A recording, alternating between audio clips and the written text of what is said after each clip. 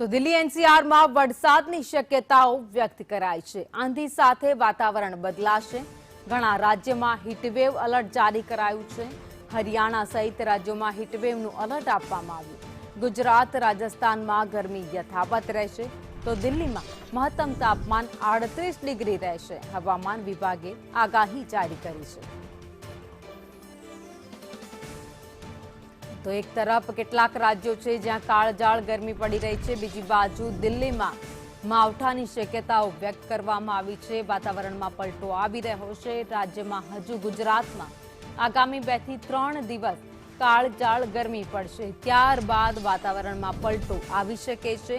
ગરમી થોડી ઓછી થઈ શકે છે, પરંતુ બીજી બાજુ દિલ્હી એનસીઆરમાં ભારે પવન સાથે વરસાદની શક્યતાઓ વ્યક્ત કરાઈ છે।